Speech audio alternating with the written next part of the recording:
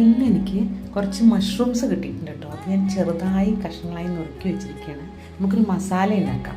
അതിന് വേണ്ടിയിട്ടാണ് ഇന്ന് നമ്മൾ സവാള, ഇഞ്ചി, വെളുത്തുള്ളിയൊക്കെ അരിഞ്ഞു വെച്ചിട്ടുണ്ട്.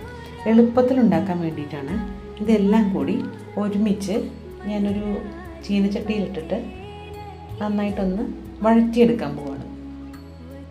നല്ല പോലെ ഒന്ന് വഴറ്റിയെടുക്കുക. ബ്രൗൺ നിറമാവൊന്നും വേണ്ട.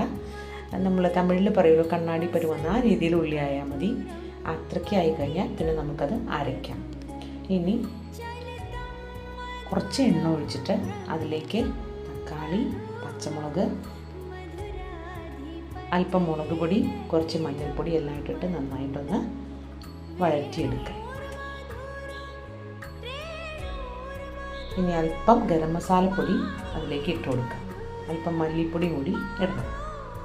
ഇനി അരച്ച് വെച്ചിട്ടുള്ള ആ ഉള്ളിയുടെ കൂട്ട് അതിലേക്ക് ചേർത്ത് നല്ല പോലെ എണ്ണ തെളിയണ വരെ ഒന്ന് നന്നായിട്ട് തിളപ്പിക്കണം.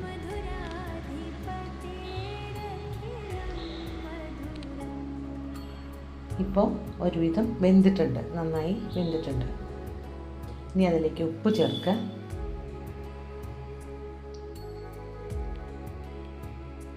ഇനി നമ്മൾ അരിഞ്ഞു വെച്ചിട്ടുള്ള മഷ്റൂം അതിലേക്ക് ആഡ് ചെയ്യാവുന്നതാണ്. ഒരു 6-7 മിനിറ്റ് നേരം അത് തിളച്ചാൽ മതിയാവും.